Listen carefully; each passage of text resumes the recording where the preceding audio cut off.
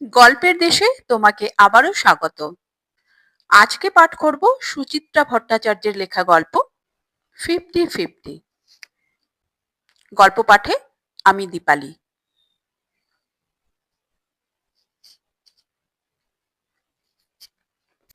দুপুরবেলা অফিসে বসে একটা ক্লেম নিয়ে নাড়াঘাটা করছি, হঠাৎ অয়নের ফোন।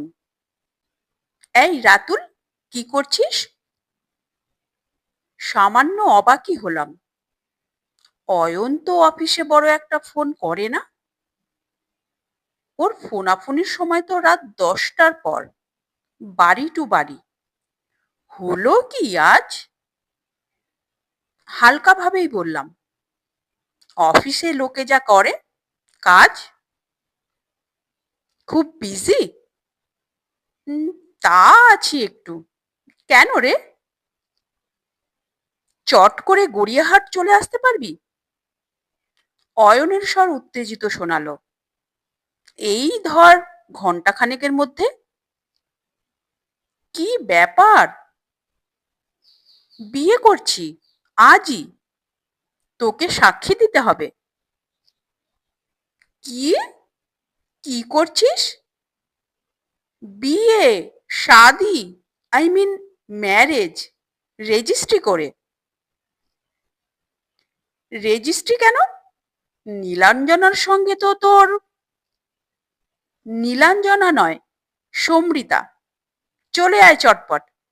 রেজিস্ট্রারকে বলেছি 4:30-র মধ্যে পৌঁছবো। বাই দা বাই, ঈশিতাকেও আসতে বল। বিস্ময়ের ধাক্কাটা সামলানোর চেষ্টা করলাম। ঈশিতাকে এখন কোথায় পাবো? দেখ না চেষ্টা করে। ওকেও ট্যাক্সিতে তুলে আন, আমি ভাড়া দিয়ে দেব। ভাড়াটা ফ্যাক্টর নয়। দেখি। দেরি করিস না প্লিজ, আমরা গড়িয়াহাট মোড়ে ওয়েট করছি। বলেই ফোন রেখে দিয়েছে অয়ন। ধন্ধ মাখা মুখে বসে রইলাম একটুক্ষণ। কেসটা কি হলো? অয়নের সঙ্গে তো সমৃতার কাটাকুটি হয়ে গিয়েছিল। নন্দন চত্বরে বিশ্রী ঝগড়া হলো দুজনের। মুখ দেখা দেখি বন্ধ। অয়ন সমৃতার নাম শুনলে দাঁত কিরমির করে। সমৃতার সামনে অয়নের কথা তুললে নাকের পাটা ফুলতে থাকে সমৃতার। তারপর অয়নই নিজে থেকে গত মাসে জানালো বাড়িতে ওর জন্য পাত্রী ঠিক করেছে। মেয়েটার নাম নীলাঞ্জনা। অয়নের নাকি খুব পছন্দও হয়েছে নীলাঞ্জনাকে। অঘ্রাণে না ফাল্গুনে কবে বিয়ে হবে তাই নিয়ে নাকি কথাও চলছে দুবাড়িতে। এর মধ্যে সমৃতা আবার পিকচারে এলো কোত্থেকে? ঈশিতাকে ফোন করব কি করব না মনে মনে ভাবলাম একটু। আগে নিউজ পেপারে ফ্রিল্যান্সিং করতো ঈশিতা। আমাদের বিয়েটা হয়ে যাওয়ার পরপরই একটা বাংলা টিভি চ্যানেলে কাজ জুটিয়ে ফেলেছে। এখন সে সর্বক্ষণ বাইট নিয়ে বেড়ায়। এই টালায় থাকে তো এই টালিগঞ্জ। ফুল ফ্লেজেড গেছো দিদি। ঠিক এই মুহূর্তে ঈশিতা যে কোথায় ধরা অবশ্য কঠিন নয়। ঈশিতার ব্যাগে মোবাইল আছে, কিন্তু কাজ ছেড়ে সে এখন আসতে পারবে কি? আবার এমন একটা ইন্টারেস্টিং ঘটনার খবর না জানালেও তো চটে যাবে। দোনামোনা করে লাগালাম ফোন। এই, তুমি এখন কোন মুলুকে? ট্যাংরায়? ঈশিতার স্বর যথারীতি ব্যস্ত। ট্যানারি মালিকদের ইন্টারভিউ নিচ্ছি। দারুণ দারুণ সব নিউজ। যা দুর্দান্ত স্টোরি হবে না? এদিকে যে আর একটা স্টোরি হতে চলেছে। অয়ন আজ বিয়ে করছে। তাই? বলো কি? গেস করো তো, পাত্রী কে? 2-1 সেকেন্ড থমকে থেকে ঈশিতা বলল, কে? সমৃতা? আই বাস, কি করে বুঝলে? স্ট্রেঞ্জ, কিছু না হলে তুমি প্রশ্নটা করতে। তা সেই নীলাঞ্জনা কোথায় গেল? ভোগে, আমি তো মাথা মুন্ডু কিছু বুঝছি না। এই তো, সেদিনও নীলাঞ্জনাকে নিয়ে ডিনার করতে গিয়েছিল। আমাকেও তো বলেছিল নীলাঞ্জনার বাবার সঙ্গে সামনের শনিবার বেরোবে, স্যুটের মাপ দিতে। কি যে করে পাগলটা! যাকগে যাক, পুরনো প্রেমটা তাহলে রিভাইভ করলো। তুমি আসতে পারবে? তোমাকে যেতে বলেছে। কখন? 4টে, গড়িয়াহাট। 4টে? আচ্ছা দেখি। আমার অবশ্য 10-15 মিনিটের মধ্যে প্যাক আপ হয়ে যাবে, তবে একবার অফিসে ফেরার দরকার ছিল। ঠিক আছে, প্রসূনদাকে বলে ম্যানেজ করছি। ফোন নামিয়ে ঝটপট হেস্তনেস্ত করে ফেললাম ক্লেমটার। চিকিৎসা খরচের বিল ভাউচার তো মোটামুটি ঠিকই আছে, ফেভারেবল নোট দিয়ে দেওয়াই যায়। একটাই যা ঝামেলা, 5 বছরের ইন্স্যুরেন্সে ভদ্রলোকের এটা 4th ক্লেম।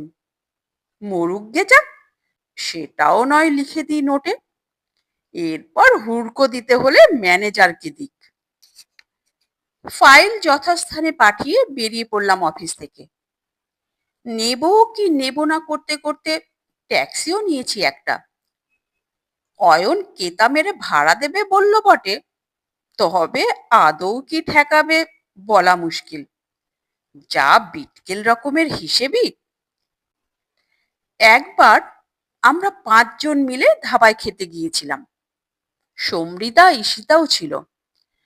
বিল হলো 237। সমৃতার পয়সা তো দিলই না অয়ন। বিল খুঁটিয়ে খুঁটিয়ে দেখে নিজের রুটি তরকার 27 টাকা গুনে বার করে দিল। কাউমাউ করছিল প্রীতম। তাকে অয়নের সাফ জবাব, যে যার নিজেরটা দাও।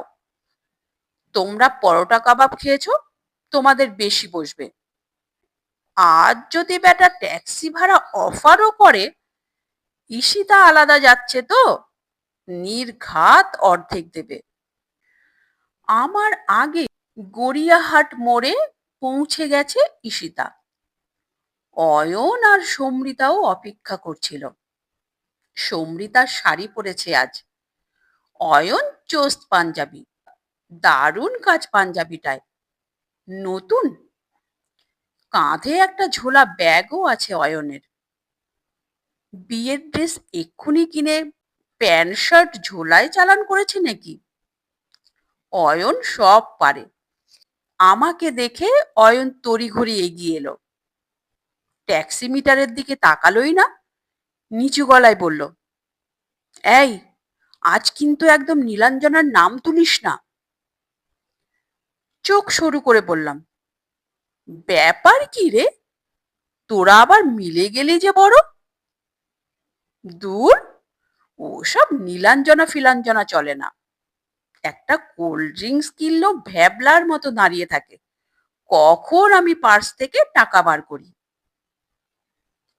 শুধু এই কারণে নীলাঞ্জনা আউট তা নয়।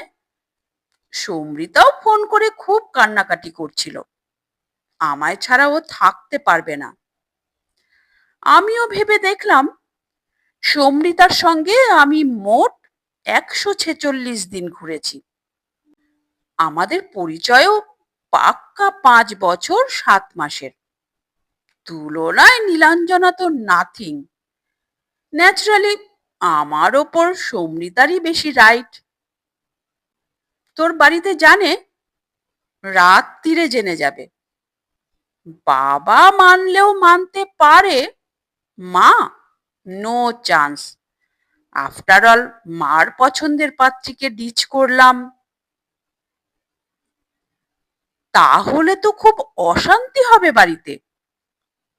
হলে হবে, সামনের মাসের মধ্যে একটা ফ্ল্যাট দেখে নেব, তারপর টাটা করে বেরিয়ে আসব। ঈশিতা দূর থেকে চেঁচাচ্ছে, এই, তোমরা ওখানে কি গুজগুজ করছো? এসো, চলো। বললাম, দাঁড়াও, আগে দুটো মালা কিনে আনি, অয়ন সমৃতার বিয়ে বলে কথা। বিয়েটা নির্বিঘ্নেই চুকে গেল। ম্যারেজ রেজিস্ট্রেশন অফিসে আগে থেকে নোটিশ দেওয়া ছিল না। ম্যারেজ রেজিস্ট্রারটি এক বয়স্ক অবিবাহিতা মহিলা। তিনি একটু গাঁইগুঁই করছিলেন। সবাই মিলে পটানো গেল তাকে। খরচাপাতি কিঞ্চিত বেশি হলো, এই যা। পুরো টাকাটা অবশ্য অয়নই দিল আজ। সমৃতার সঙ্গে 50-50 করলো না। বিয়ের দিন সব ছেলেই বুঝি একটু বেশি উদার হয়ে যায়। আমি তো ফুলশয্যার দিন প্ল্যাটিনামের উপর হিরে বসানো আংটি দিয়েছিলাম ঈশিতাকে, নিজের পয়সায়। আইনি গাঁটছড়ার সাক্ষী থাকতে সমৃতার দিদি জামাইবাবুও এসেছিল রেজিস্ট্রি অফিসে। সমৃতাও এখনো খবরটা বাড়িতে জানায়নি। সম্ভবত না আচানো পর্যন্ত অয়নকে বিশ্বাস নেই, তাই। বার্তাটি পারমিতা দি আর শৈবালদাই আজ বয়ে নিয়ে যাবে বাড়িতে। মালা দুখানা ঝোলায় ভরে দলবল নিয়ে সোজা পার্ক স্ট্রিট। দামি রেস্তোরাঁয় জব্বর ট্রিট দিল অয়ন। শৈবালদা বিল মেটাতে চাইল, কিন্তু অয়ন তাতে রাজি নয়। অন্তত একটি দিন সে বুঝি সব কৃপণতার ঊর্ধ্বে উঠতে চায়। দেখে বেশ লাগছিল। চেনা অয়ন আজ যেন একেবারে অন্যরকম। হিসেবি চার্টার্ড অ্যাকাউন্টের খোলস ঝেড়ে ফেলেছে। ঠোঁটে লাজুক লাজুক হাসি। কারণে অকারণে আঙুল ছুটছে সমৃতার। আচমকা হেসেও উঠছে পিলে চমকানো নাদে। অয়ন অসম্ভব রূপবান। তার তুলনায় সমৃতা নিতান্তই সাদামাটা। সেই কারণে একটু যেন কমপ্লেক্স আছে সমৃতার। সেই সমৃতাও আজ বিয়ের সোনার কাঠির ছোঁয়ায় ভারী অপরূপ এক রাজকন্যা এখন। নতুন কনের মতো চোরা চোখে দেখছে অয়নকে। তুচ্ছ রসিকতাতেই লাল আভা ফুটছে তার গালে। কে বলবে, কমাস আগে এই অয়ন সমৃতাই প্রকাশ্যে চুলোচুলি করেছিল, প্রতিজ্ঞা করেছিল এই জীবনে কেউ কারোর মুখ দেখবে না। বাড়ি এসে ঈশিতাকে বললাম, অয়ন সমৃতা কিন্তু জোর সারপ্রাইজ দিল। ঈশিতা বলল, সত্যি, আমি ভাবতেই পারিনি সমৃতা গলবে। সমৃতা কোথায়, গলল তো অয়ন। সমৃতা তো আগেই ভেঙে গেছিল। অয়নকে ফোন করে রোজ কান্নাকাটি করত। কে তোমায় বলল এ কথা? অয়ন? ঈশিতা মুচকি হাসল। ব্যাটা ঢপ দিয়েছে। সমৃতার মুখে আমি ডিটেলে শুনে নিয়েছি। কি শুনেছ? লাস্ট 10 দিন ধরে অয়ন রোজ সকাল বিকেল ফোন করেছে সমৃতাকে। দুদিন ন্যাশনাল লাইব্রেরির সামনে গিয়ে দাঁড়িয়েছিল সমৃতাকে ধরবে বলে। ও তো রীতিমতো ভয় দেখিয়েছে সমৃতাকে। বলেছে এক্ষুনি বিয়ে না করলে ও সুইসাইড করবে। সমৃতা বলেছিল, দাঁড়াও, আগে বাবা মাকে বলি। তুমি তো একটা ঝঞ্ঝাট পাকিয়ে বসে আছো।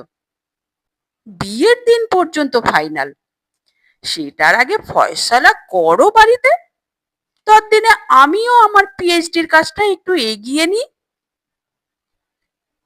অয়ন নাকি বাচ্চা ছেলের মতো কেঁদেছে। এক্ষুনি বিয়ে করতে হবে, এক্ষুনি। হতে পারে এরকমটা করা অয়নের পক্ষে সম্ভব। ও হলো ভাঙবে তবু মচকাবে না টাইপ। অন্তত বন্ধুদের সামনে। ও যে আদৌ সমৃতার প্রেমে পড়েছে এ কথা আমাদের কাছে স্বীকার করতে ওর ১.৫ বছর টাইম লেগেছিল। তাও রীতিমতো গোয়েন্দাগিরি করে অন্তত ৪ বার ওদের একত্রে ধরে ফেলার পর। তাছাড়া অয়নের মেল ইগোটিও যথেষ্ট টনটনে। তবু কেন যেন অয়নেরই পক্ষ নিলাম। ঘাড় বেঁকিয়ে বললাম, সমৃতা সত্যি বলেছে তাই বা ধরে নিচ্ছ কেন? সমৃতাই অয়নের জন্য বেশি ফিদা ছিল, আমি জানি। অয়নও কিছু কম মজনু ছিল না। মনে আছে সেবার সমৃতা বাড়ির সঙ্গে সিকিম বেড়াতে গেল, ৩ দিনেই বিরহে কাতর হয়ে অয়ন ছুটল গ্যাংটক। তারপর লাস্ট ৪ মাস পুরো কাট অফ করেও তো ছিল। সে তো সমৃতাও ছিল, ভুলেও অয়নের নাম করতো না। ওদের টাইপটাই বোধহয় এরকম।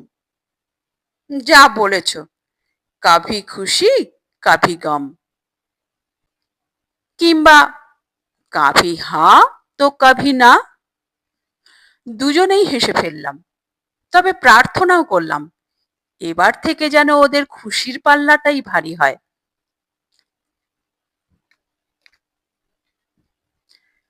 বেশ জমিয়েই সংসার পাতল সমৃতা অয়ন।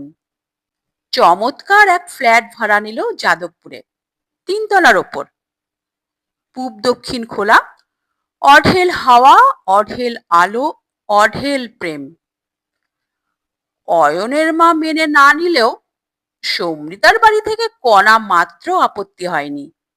বরং তারা একটা ছোটখাটো অনুষ্ঠানও করে ফেললেন। জম্পেশ করে খেয়েও এলাম আমরা। মেয়ে জামাইকে সমৃতার বাবা মা দিয়েছেনও প্রচুর।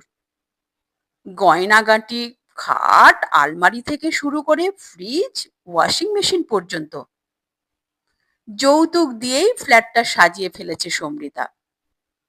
ছুটির দিনে আমরা যাই মাঝে মাঝে, দেখে আসি ওদের ঘরকন্না। শুনি অয়নের বাবা নাকি প্রায়ই আসছেন ছেলের বউকে দেখতে। অয়নের মায়েরও নাকি মন গলছে একটু একটু। সমৃতা তার সঙ্গে দেখাও করে এসেছে বার কয়েক। অর্থাৎ সবকিছুই ভালোর দিকে। কিন্তু অয়ন একেবারে সুবোধ বালকটি হয়ে সংসার করবে তা কি হয়? বিয়ের মাস আষ্টেকের মাথাতেই একটি ছন্দপতন। সেদিন অফিস থেকে ফিরে সবে শার্ট প্যান্ট বদলাচ্ছি, দুম করে অয়নের আবির্ভাব। এসেই সোফায় ধপাস, মাথা ঝাঁকাচ্ছে। ধুস, সমৃতাকে বিয়ে করাটা আমার উচিত হয়নি, ব্লান্ডার করে ফেলেছি। থতমত মুখে বললাম, হলোটা কি? ফের ঝগড়া সমৃতার সঙ্গে? হুঁ, ওই হেডস্ট্রং মেয়ের সঙ্গে আমি ঝগড়া করব? সে ইজ সিম্পলি ইনটলারেবল। কোনো ব্যাপারেই একমত হয় না। সে আর কোন বউই বা হয়? বউদের ধর্মই তো বরকে ডিফাই করা। না রে, তুই ওর টাইপটা বুঝতে পারছিস না। আমি যদি ডাইনে চলতে বলি ও অবভিয়াসলি বাঁয়ে যাবে, এবং ওর ইচ্ছে মতো আমাকেও বাঁয়ে ঘুরতে হবে। বলতে বলতে গড় গড় করে উঠল অয়ন। আমার চিরকাল চিত হয়ে শোয়া অভ্যেস। ওর দাবি আমায় পাশ ফিরে শুতে হবে। কেন না, পাশে চিত হওয়া লোক দেখলে ওর মনে হয় একটা ডেড বডির পাশে শুয়ে আছে। ও, এই প্রবলেম। আমি মুচকি হেসে চোখ টিপলাম। নয় পাশ ফিরেই শুলি। সমৃতার দিকে ফিরে শুতে তোর তো খারাপ লাগার কথা নয়। এ কমাস তো তাই শুয়েছি, মহারানী যা যা বলেছেন সব মেনেছি, কিন্তু কতদিন অ্যাডজাস্ট করব? কতদিন? ভাবতে পারিস, ডিপ ঘুমে রয়েছি, কোঁৎকা মেরে পাশ ফিরিয়ে দেয়। আমার মুখ দেখে অয়ন আরো চটে গেল। ডোন্ট লাভ রাহুল, এটা ব্যক্তি স্বাধীনতার প্রশ্ন। একটা মানুষ কোন পোজে ঘুমোবে সেটুকুও তার ডিসাইড করার রাইট নেই? পরশু আমি উঠে বেরিয়ে গেছি ঘর থেকে, সারা রাত সোফায় শুয়েছিলাম। হাসিটা জোর করে চেপে বললাম, হুম, যথেষ্ট অবজেকশনেবল। সমৃতা একটু আদর করে পাশ ফেরাতে তো পারে। আদর? গা থেকে চাদর কেড়ে নেয়? কেন? কি বলবো? আমি 12 মাস চাদর গায়ে দিয়ে ঘুমাই। ওর মতে এটা নাকি বুড়োমি। আরো শুনবি? ও এখন একটা নতুন অপবাদ দেওয়া শুরু করেছে। আমার নাকি ভয়ঙ্কর নাক ডাকে। বাবা মা কেউ কোনোদিন বলল না, এখন উনি কি না আমায়। জানিস টিস করে কি বলে? Snowing lion. লায়ন বলাটা কি গালাগাল? সিংহ বললে ছেলেরা তো গর্বিতই বোধ করে। পুরুষ সিংহ বেশ তো ওজনদার সম্মানবাচক শব্দ। অয়নের থমথমে মুখ দেখে কথাগুলো বলতে অবশ্য ভরসা হলো না। উল্টে একটা গোমরা ভারিক্কি ভাব ফোটালাম। Bad, very bad. সমৃতাকে বকা দরকার। বকে টোকে কিছু হবে না, ও একটা সেলফিশ জায়েন্ট। না, সেলফিশ বিচ। এই, মুখ খারাপ করিস না। অনেক দুঃখে বেরিয়ে যাচ্ছে রে। কি টর্চারটা যে সহ্য করছি। এভরিওয়ান নোজ আমার শোয়ার টাইম 11টা থেকে 11:30। ওই সময় ঘর আমার পুরো অন্ধকার চাই। কিন্তু সমৃতা বেছে বেছে ওই সময়েই বই খাতা খুলে বসবে, অ্যান্ড দ্যাট টু ওই বেডরুমেই। এটা একটা ব্যাপার হলো? নরম করে বুঝিয়ে বল। টেবিল ল্যাম্প জেলে কাজ করুক।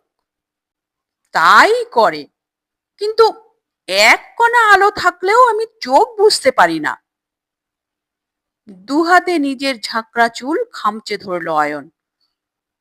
আরো আছে, আরো আছে। সে ডাজন্ট কেয়ার ফর মি। আমি সকালে কি ব্রেকফাস্ট করব, কি পরে অফিস বেরোবো, রাতে কি খাওয়া পছন্দ করি, কোনটাই বা আমার অপছন্দ, কোনো ব্যাপারেই এতটুকু হেলদোল নেই। She is always busy with her own work. কি গুষ্টি পিন্ডি থিসিস করছে তাই নিয়েই মশগুল। আমি আজ না খেয়ে অফিস চলে গেছি। সারাদিন একটা ফোন করে জিজ্ঞেস পর্যন্ত করলো না পেটে আমার কিছু পড়লো কিনা। তুই বল, এরকম স্বার্থপর মেয়ের সঙ্গে বাস করা যায়? খ্যাপা দেখি জোর খেপেছে। মনে মনে সমৃতার উপর রাগ হলো একটু। জানে ছেলেটার মাথায় ক্যারা আছে, একটু মানিয়ে গুনিয়ে চলতে পারে না। দিন দুই পরে ছবিটা 180 ডিগ্রি বদলে গেল। অফিস থেকে ফিরে ঈশিতা বলল, জানো তো, আজ সমৃতার সঙ্গে মোলাকাত হলো। কোথায়? ন্যাশনাল লাইব্রেরির উপর আমরা একটা স্টোরি করছি। I mean, how it is being maintained. কিরকম পাঠক আসে, গ্র্যান্ড কিভাবে ইউটিলাইজড হচ্ছে। ওইখানেই সমৃতার সঙ্গে কথা হলো। বললে পাগলা কি কি কমপ্লেন করে গেছে। শুনলই না? তারও তো ঝুড়ি ঝুড়ি অভিযোগ, কোনোটাই ফেলে দেওয়ার মতো নয়। যেমন? ও তো বলল অয়নই কোনো রকম অ্যাডজাস্টমেন্ট করতে রাজি নয়। অসম্ভব সেল সেন্টার্ড, আত্মসুখী। পান থেকে চুন খসলে হল্লা শুরু করে। সমৃতার মশারি টাঙিয়ে শুলে দম বন্ধ হয়ে আসে, কিন্তু বাবু মশারি টাঙাবেনি। তিনতলার ওপর মশা নেই, ম্যাট জ্বলছে, তবুও বাতিক। রান্নায় এক ফোঁটা মিষ্টি পড়েছে টের পেলেই বাবু খাওয়ার থালা ছুঁড়ে ফেলে দেন। সমৃতার একটু মিষ্টি মিষ্টি তরকারি খাওয়ার অভ্যেস, বোঝো বেচারার কি ঝকমারি। কোনো কমের নয়, এক গ্লাস জল পর্যন্ত গড়িয়ে খাবে না। অফিসে যাওয়ার সময় রুমালটা পর্যন্ত বাবুর হাতের কাছে এগিয়ে দিতে হবে, নইলে চেঁচিয়ে পাড়া মাথায় করবে। সমৃতা বলছিল, ও কি দাসীবাদী, বরের ফাই ফরমাস খাটার জন্য বিয়ে করেছে। ঠিক কথা, তবু নিজের অজান্তে অয়নের পক্ষেই চলে যাচ্ছি। যাই বলো, এটা কিন্তু সমৃতারও একটু বাড়াবাড়ি। নিজের সংসারেরই কাজ করবে, বরের দেখভাল করবে, এর মধ্যে আবার দাসীবাদীর কথা আসে কোত্থেকে?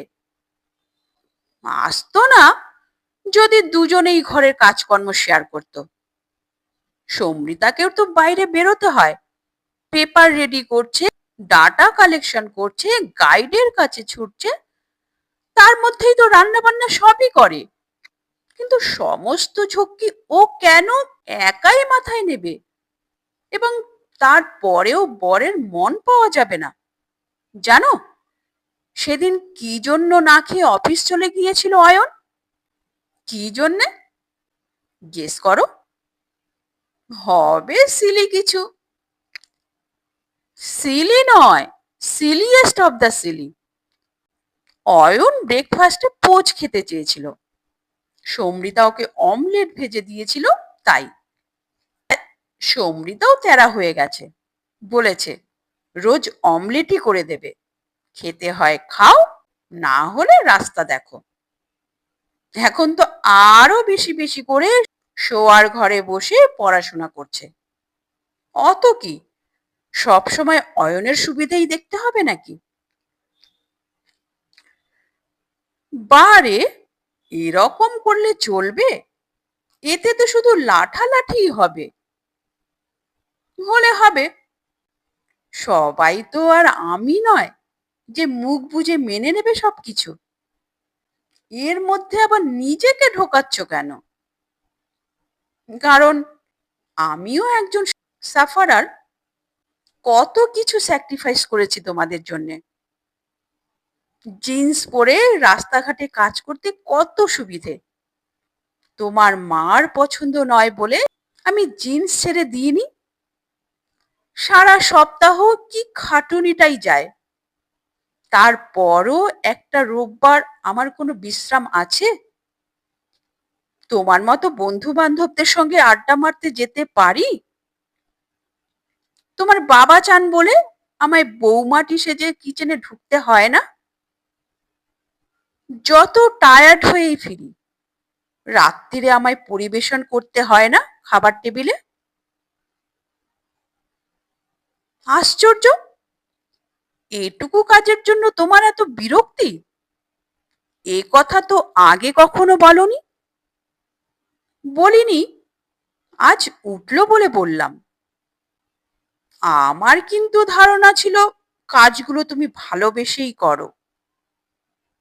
ভালোবেসে করি না পিসফুলি থাকার জন্য করি, সে আমিই জানি। না করলে তো বাড়ির শুদ্ধ লোকের মুখ হাঁড়ি হয়ে যেত, তুমিও বাদ যেতে না। ছেলেদের তো চিনতে বাকি নেই, তারা এসব সময়ে বাপ মার সুবোধ বালক বনে যায়। আমাকে এর মধ্যে টানছো কেন? কারণ তুমিও একটি ছদ্মবেশী অয়ন। তোমার বন্ধু গলা ফাটায় আর তুমি ঘাপটি মেরে থাকো। ঈশিতা চোখ টেরচা করলো। অফিস থেকে ফিরে যদি কোনোদিন দেখো আমি আগে এসে গেছি, অমনি হুকুম, এক কাপ কফি করে দাও তো। এর উল্টোটা ঘটেছে কোনোদিন?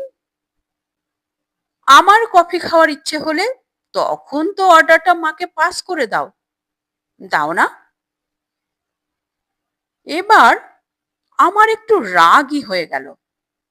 গোমরা মুখে বললাম, আমি তোমার জন্য কিচ্ছু করি না?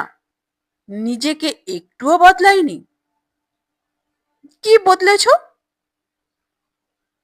তোমার সঙ্গে সময় অ্যাডজাস্ট করতে পারি না বলে সিনেমা থিয়েটারের নেশাটা ডকে তুলে দিইনি?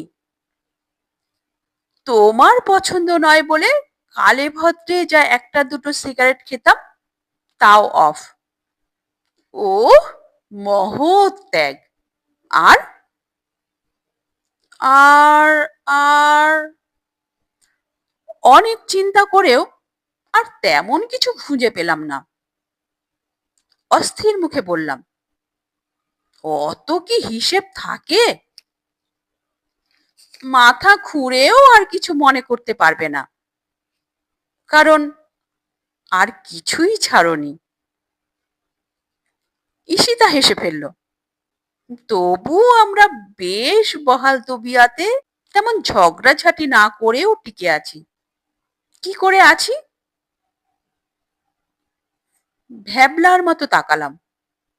কি করে? কারণ আমাদের মধ্যে কয়েকটা মিলও আছে। যেমন আমরা দুজনে মশারি ছাড়াই ঘুমোতে ভালোবাসি, দুজনেই ঝাল খাই, দুজনেরই অল্প অল্প নাক ডাকে বলেই চোখ টিপল ঈশিতা। এবং আমরা একসঙ্গে শুতে যাই। ছোটখাটো মিলগুলো হচ্ছে না বলেই অয়ন আর সমৃতার এত সমস্যা।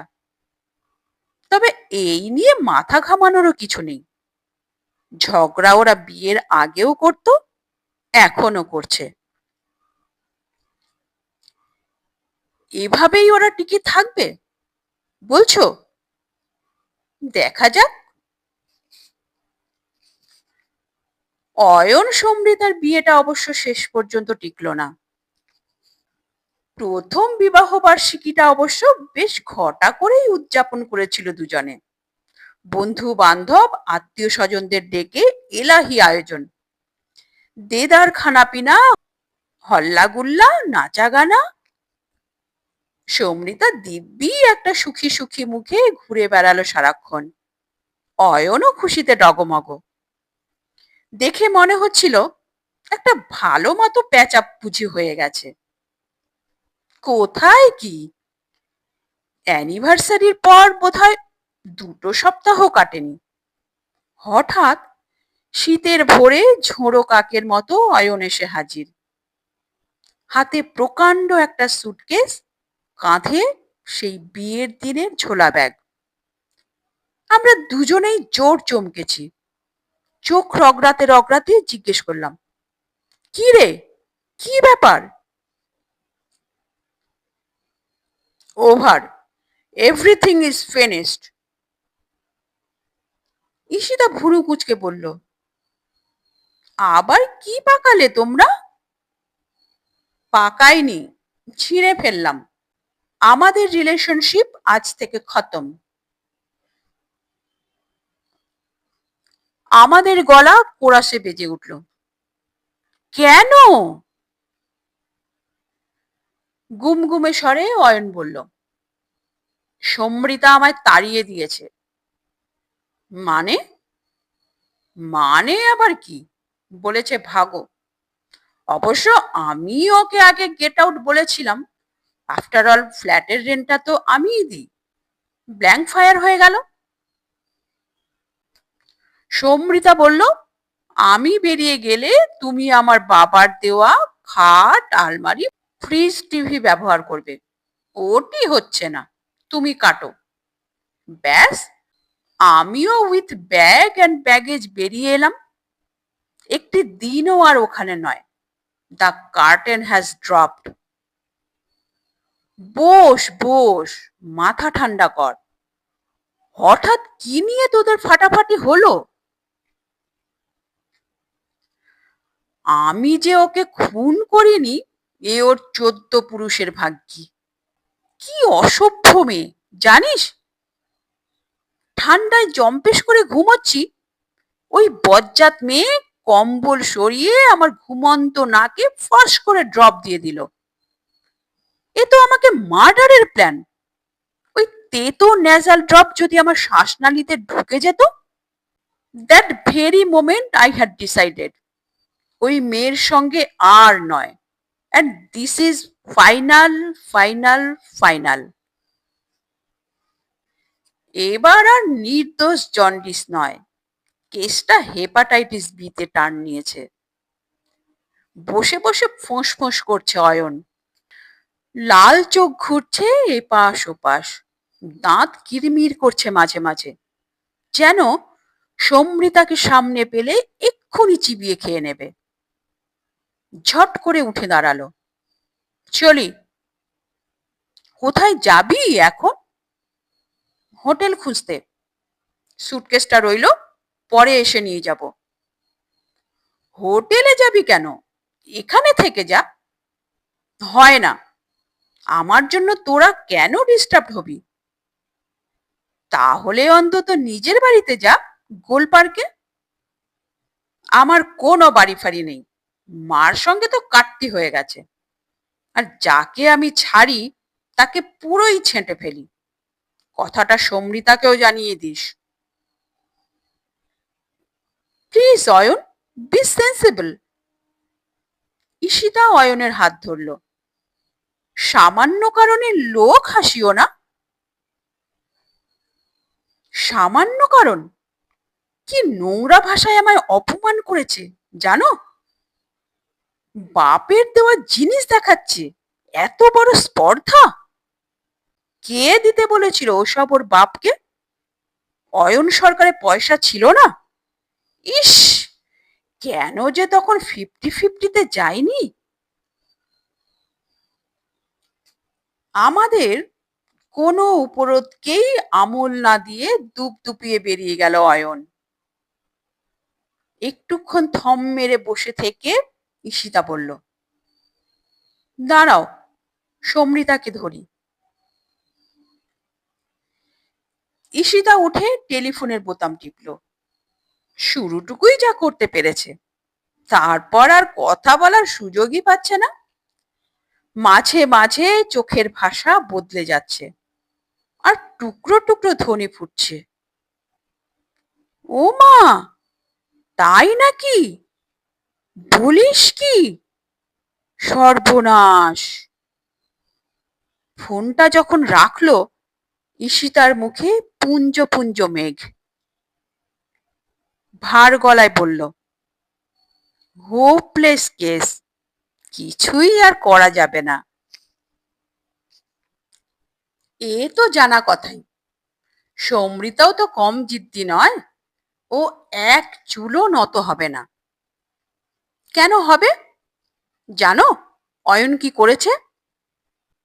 এক ফোঁটা ড্রপ দিয়েছিল বলে সপাটে চড় মেরেছে সমৃতাকে। অবশ্য সমৃতাও ছাড়েনি, জোর খিমচে দিয়েছে। কদিন ধরে নাকি চূড়ান্ত বাঁদরামি শুরু করে দিয়েছিল অয়ন। রাতে শুতে যাওয়ার আগে মেনের ফিউজটা খুলে নিয়ে পকেটে পুরে রাখতো, যাতে সমৃতা লাইট জ্বালিয়ে পড়াশুনো না করতে পারে। বেচারাকে জানুয়ারি মাসের মধ্যে গোটা পেপার তৈরি করে প্রিন্ট করে পুরো রেডি করে ফেলতে হবে। এই সময় ওরকম নন কোঅপারেশন কোনো বউ সহ্য করবে? ও তো দেখলাম অয়নের চেয়ে অনেক বেশি তেতে আছে। বলছিল, যে চুলোই খুশি যাক, আমি জীবনে ওর মুখ দর্শন করব না। না করাই ভালো, সুখের চেয়ে স্বস্তি ভালো। সত্যি, ওরা দুজনে টোটাল মিসম্যাচ। হ্যাঁ, ওই নীলাঞ্জনার সঙ্গে বিয়ে হলে সমৃতা অন্তত বেঁচে যেত। অস্ফুটে বললাম, কে যে বাঁচত বলা কঠিন। কি? কি বললে? না, কিচ্ছু না। কোত করে গিলে ফেললাম কথাটা।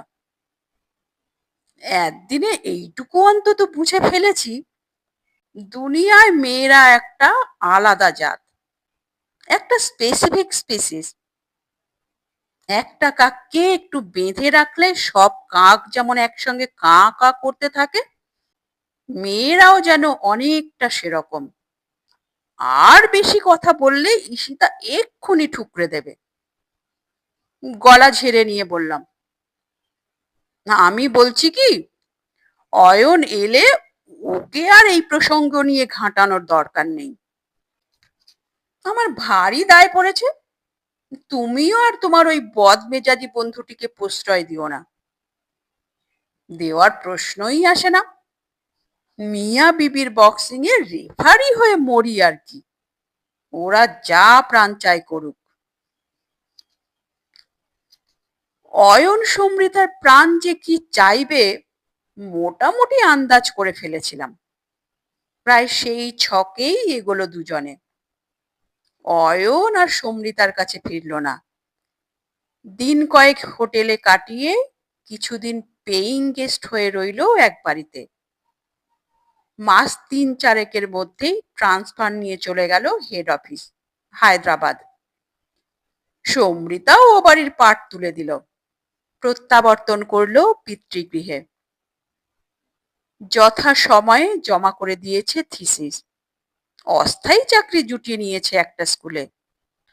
সমৃতার বাবা মা, দিদি, জামাইবাবু কে না দেখা করেছে অয়নের সঙ্গে। অয়নের মা পর্যন্ত ছুটে এসেছেন সমৃতাকে বোঝাতে। দৌত্য কূটনীতি, সন্ধি প্রস্তাব সবই বিফলে গেল। 2 বক্সারের 1 রা। কভি নেহি কভি নেহি।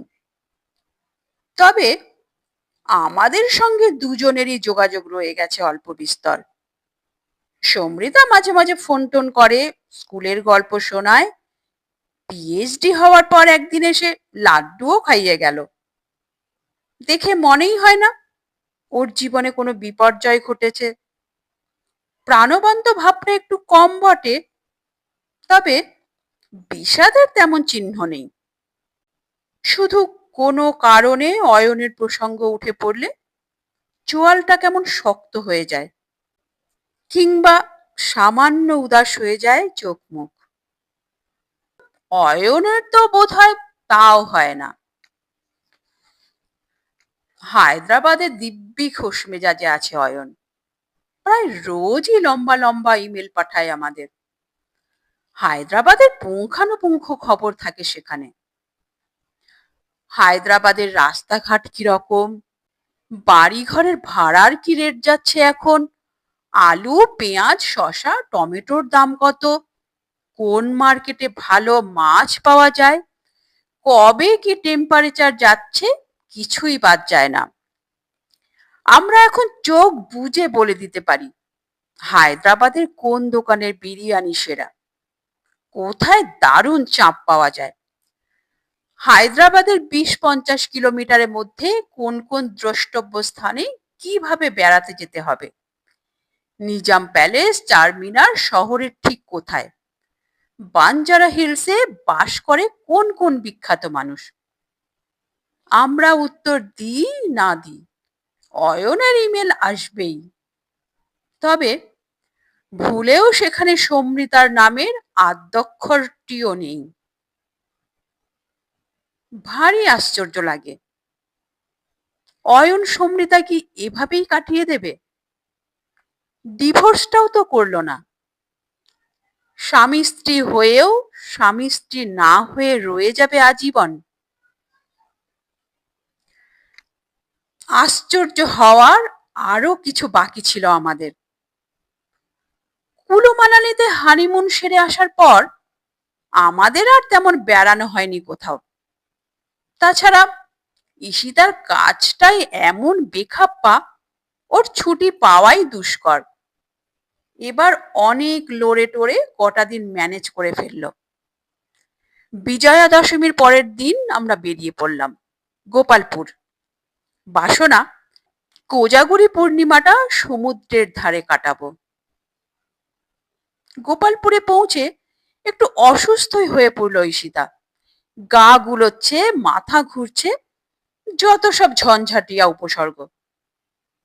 তারই মধ্যে বিকেলবেলা হাঁটতে বেরিয়েছিলাম সমুদ্রের পাড় ধরে। এলোমেলো, উদ্দেশ্যহীন। হঠাৎই সামনে পৃথিবীর অষ্টম বিস্ময়। অয়ন আর সম্বৃতা। অয়নের হাত সম্বৃতার কাঁধে, সম্বৃতার হাত বের দিয়ে আছে অয়নের কোমর। গভীর প্রেমে তন্ময় হয়ে হাঁটছে দুজনে। চেপে চেপে চোখ রগড়ালাম, যা দেখছি তা সত্যি তো? ডাকবো কি ডাকবো না ইতস্তত করছি, তখনই অয়ন দেখতে পেয়ে গেছে আমাদের। সেই বিয়ের দিনের মতো লাজুক লাজুক মুখে এগিয়ে এলো দুটিতে। অয়ন বলল, তো তো তোরা এখানে? আমরা তো আসতেই পারি, তোরা কোত্থেকে? From our own places. অয়নের হাসি চওড়া হলো। আমি ফ্রম হায়দ্রাবাদ, ও কলকাতা। ঈশিতার চোখ বড় বড়। তোমাদের মিটমাট তাহলে হয়ে গেছে? অয়নের বদলে সমৃতাই উত্তর দিল, কিসের মিটমাট, আমরা তো এখানেও একসঙ্গে থাকছি না। অয়ন ভুরু নাচালো। ইয়েস, সমৃতা আর আমি আলাদা আলাদা হোটেলে আছি। We meet on the beach. কখনো কখনো ওর ঘরে যাচ্ছি, 2-4 ঘন্টা কাটাচ্ছি, আবার ঢুকে পড়ছি যে যার গলতায়। অনেক ভেবে দেখলাম এক ছাদের নিচে আমরা বাস করতে পারবো না, আবার কেউ কাউকে পুরোপুরি ছেড়ে থাকতেও পারবো না। তাই এই 50-50 বন্দোবস্ত। মোটামুটি হায়দ্রাবাদ আর কলকাতার মাঝামাঝি মিট করছি আমরা। আগের বার দেখা হয়েছে আরাকু ভ্যালিতে, নেক্সট বার হয়তো মিট করব কোনো জঙ্গলে। ভূতটাকে টাইটে রাখার এটাই বেস্ট উপায়। ভূত?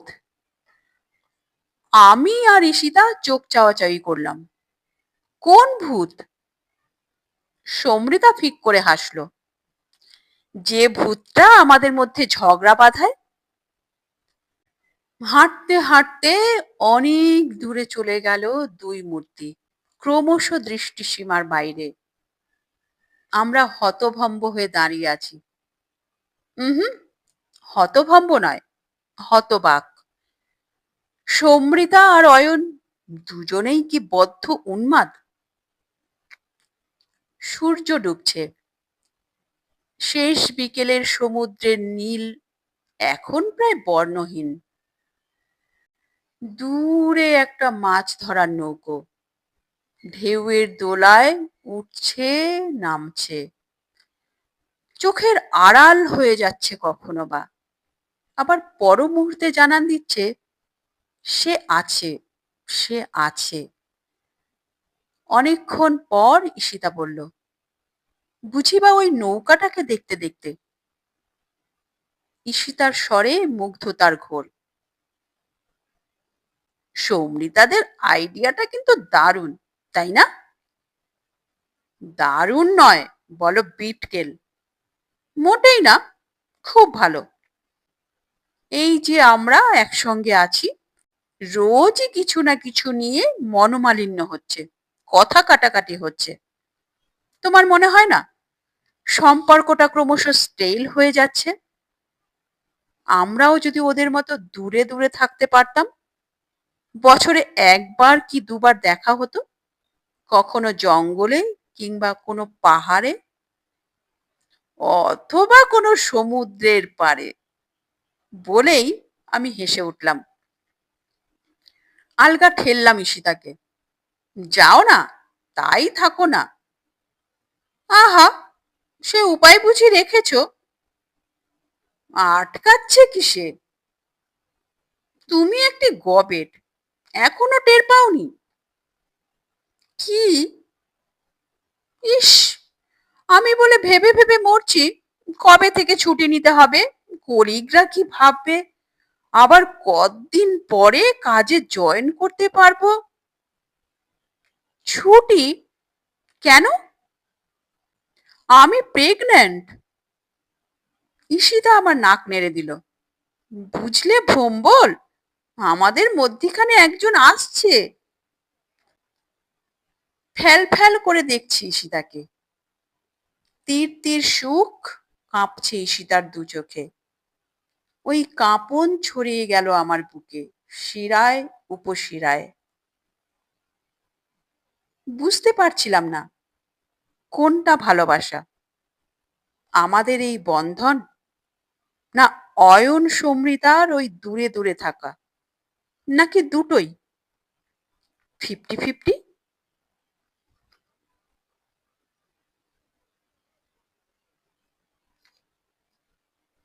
নমস্কার, গল্পের দেশের আজকের এই নিবেদন কেমন লাগলো তা কমেন্ট করে অবশ্যই জানাবে। ভালো লাগলে লাইক করে দিও এবং তোমার প্রিয়জনদের সঙ্গে প্রচুর প্রচুর প্রচুর শেয়ার করো। এবং আরো এই ধরনের নিত্য নতুন অডিও স্টোরি শোনার জন্য চ্যানেলটির সঙ্গে জুড়ে থাকো। চ্যানেলে যারা নতুন এসছো তারা চ্যানেলটিকে সাবস্ক্রাইব করে বেল আইকনটি প্রেস করে রাখো, যেন পরবর্তী নোটিফিকেশন সবার আগে তোমার কাছে পৌঁছায়। তোমরা গল্প শোনার পাশাপাশি যারা কুকিং এ ইন্টারেস্টেড, তারা মায়ের আদরে রান্না নামে আমার একটি কুকিং চ্যানেল আছে, তোমরা চাইলে সেখানে ভিজিট করতে পারো। আর অনেক ভালোবাসা নিয়ে অপেক্ষা করো আমার পরবর্তী গল্পের জন্য। তাহলে পরবর্তী এপিসোডে আবার দেখা হবে। ততক্ষণের জন্য সবাই সুস্থ থেকো, ভালো থেকো, নিজেদের খেয়াল রেখো।